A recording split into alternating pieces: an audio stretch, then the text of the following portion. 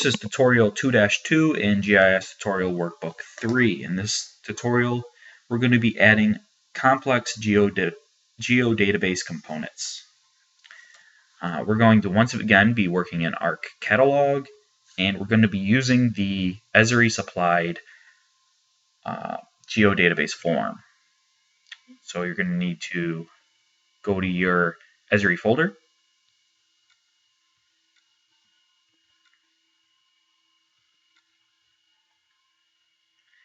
And I'm going to use tutorial 1-2 geodatabase design. And I'm going to get big enough so I can see it. And this tutorial has two motives. The first is to reinforce what we learned in the previous tutorial by having us repeat the process over again, and also by showing us a few little tricks to make it easier and quicker in the future. So in your tree catalog, you're going to want to navigate down to your My Answers folder in your GIS tutorial 3 folder, and you're going to want to create a new file geodatabase. And we're going to call this utility data. And we're going to add a dataset name. So you want to go to New, Feature Dataset. It's going to be wastewater. Now the book tells you to import a coordinate system. It might be because I have 10.1 that this feature is gone, so I can only do it by choosing it. So I went to projected coordinates, state plane, NAD 1983 US feet, and I went down to Texas, North Central, and that's the one I wanted. Make sure it was highlighted, and then next. And these two we don't really need, so we're just going to leave those as is. Now that we have our data set, we're going to add feature classes to it. The first one we're going to do is our sewer lines. And just like the last tutorial,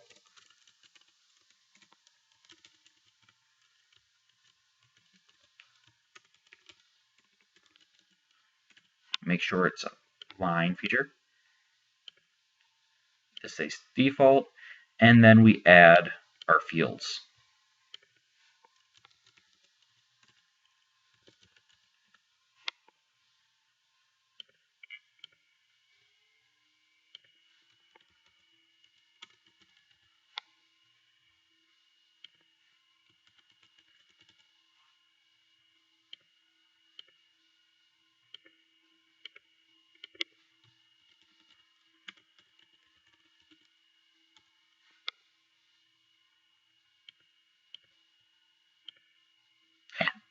Make sure your pipe size is null, not allowing null values.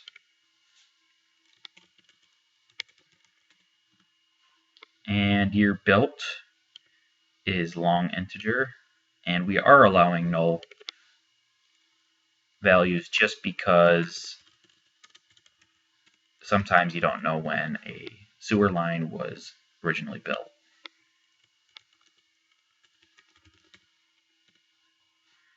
And I don't know why they just don't use owner as the field name as well. It just seems weird to me, but it's their tutorial. And as you can see, one of these has a domain, but we haven't created one yet, so we can't assign it. So we'll come back and do that later. None of them have default values, so we're just going to click Finish. And it's been created. And we're just going to move on, and we're going to do our next one. But this one will go a lot quicker.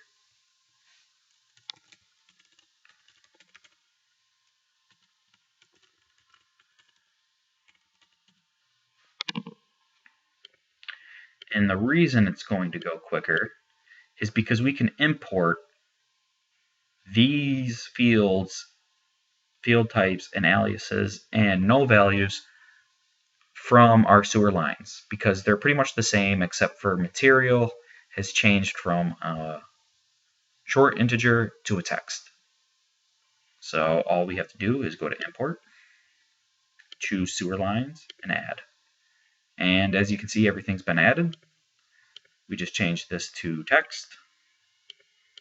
Everything else is the same. There are no default values we have to add. So we just click finish.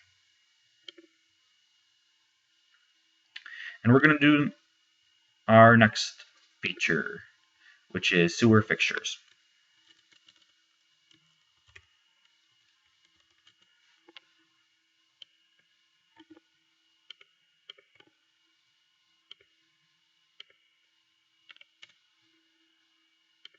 And these are points.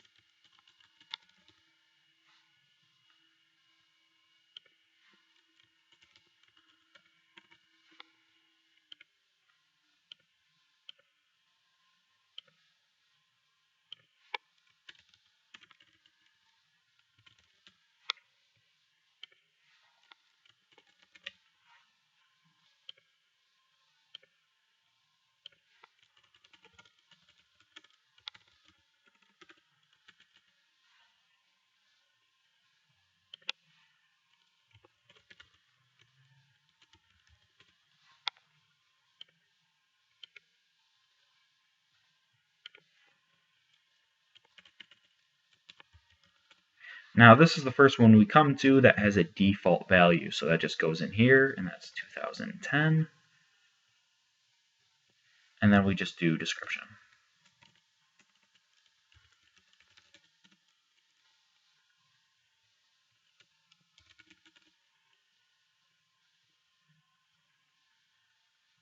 And this one also has a default. So we're just going to finish that. And what we're going to be doing now is we're going to be doing interceptor fixtures. And we're going to do just like we did with the lines.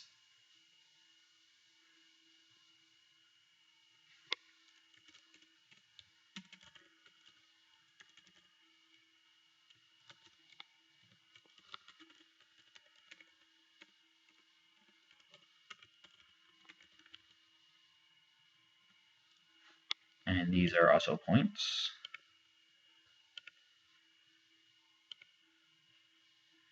Now we're just going to import these from our sewer fixtures. But as you can see, we have more than we need.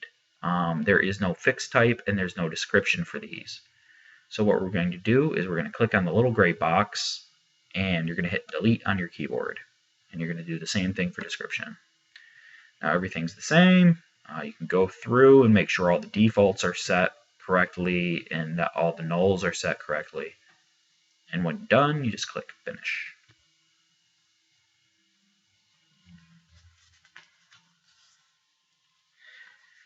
Now with all that done, we can go in and we can create our domains and then assign those to the proper ones.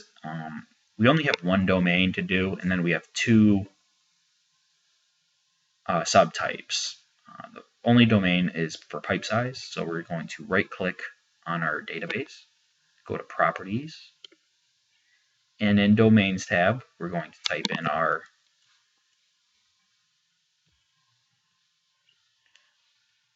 sewer pipe size.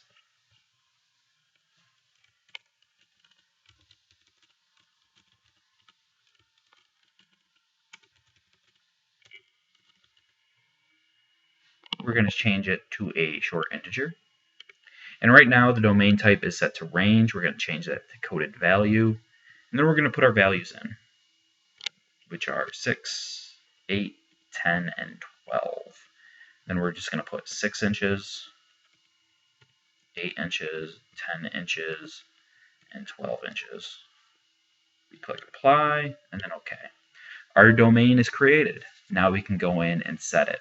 So we're going to go back to our table and see that it's set to pipe size and sewer lines. So we're going to open up our tree here, right-click on sewer lines, and go into properties.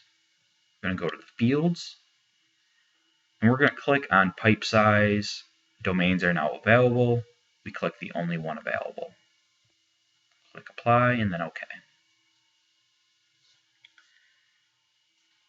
With that done, we can move on to our creating subtypes. And we're going to do the easy one first. So we're going to go to sewer fixtures. We're going to open up the properties for that. And we're going to go to subtypes. And over here, we're going to turn on our subtypes. And we're working on this one down here. As you can see, there's only 2, and they're pretty basic. Nothing new that we've really been working with. So up here in subfield type, we're going to choose fixed type. And we're going to enter our codes. 1 is for manhole. 2 is for cleanout. That done, you just click apply and OK. Just like we did in the previous tutorial. Now comes the newer one, where it gets a little bit more complicated. So we're going to sewer lines, and we're going to open up properties. We're going to go to subtypes. We're going to go to material. And here we're going to put 1.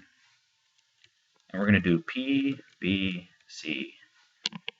But as you can see, for field, we have a domain.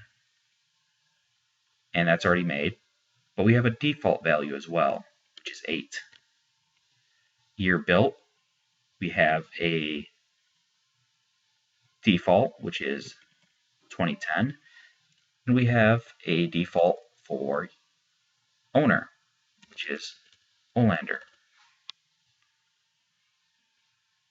And you're going to do that with all of the rest.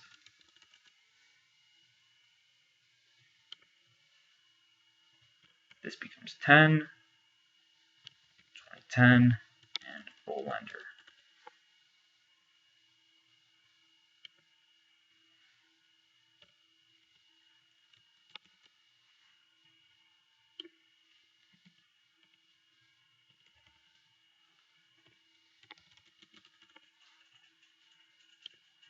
Now, 4 and 5 don't have any, so those we just keep like we did before, where it's just 4 and concrete. We leave everything else alone on the bottom. We do 5, and we do clay. We click apply, and OK.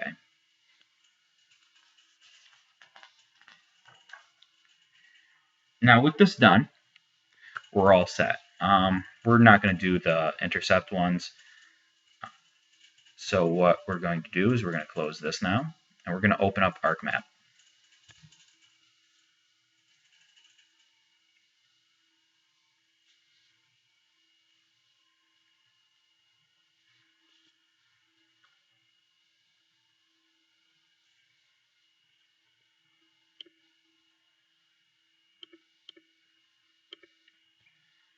And they want us to open up tutorial 2-2, which is kind of pointless because it doesn't open up anything. And now they want us to go to add data. They want us to go to our utility data geodatabase, click on wastewater, and add. As you can see, when we add it, all the things we set subtypes for now have that automatically set for its symbology, which could be very helpful. But if you don't want it that way, you can always go in and change it yourself. So always keep that in mind. Now we're going to do what we did in the last tutorial and test and see how this stuff works. Get your editor out. If you don't have it out, go to Customize, Toolbars, Editor. We want to start editing. And we're going to click on Create Features. They want us to start with PVC. So I'm going to click on this guy here, and I'm going to create a line.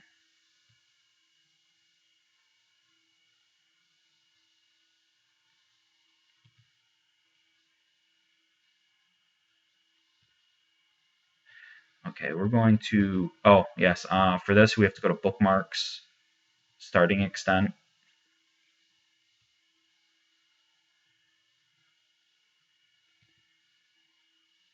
Okay.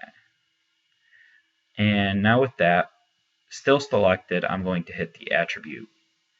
And as you can see, it filled in everything already. So I don't even have to go into the attribute table and write anything. And they want us to go in, and they want us to do it with everything else. So we're going to go in, click on clay.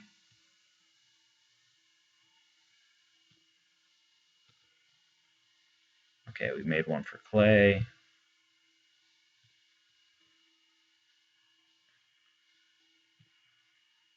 Do one for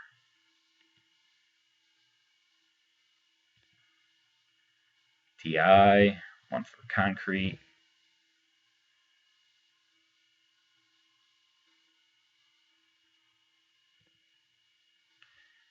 And then one for HDPE.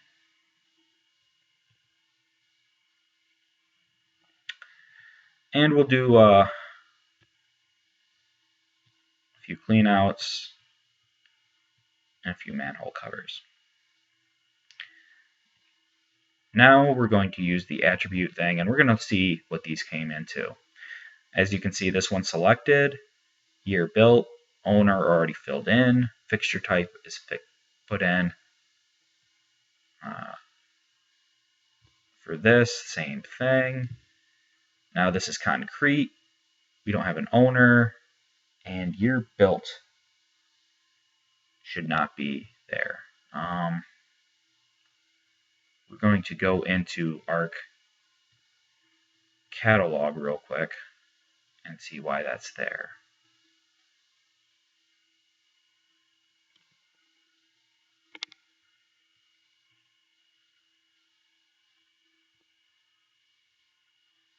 There should be no default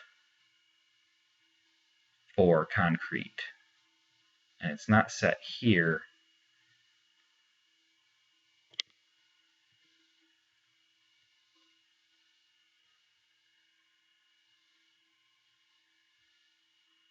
And it's not set here, so I don't know why that's popping up like that. But you could easily go in and change that. Let's see if it's doing that for the other ones. DI, it's supposed to be doing it that way. I think this is the clay. Yeah, near built is the same way. So that shouldn't be happening. I don't know why it is. But everything else is working fine. It's just that one. And I'm not sure why that's happening. If I do find out, I'll put a comment on the video or put it in the description of the video. With that done, that concludes this tutorial. So X out of ArcMap without saving your edits or your map.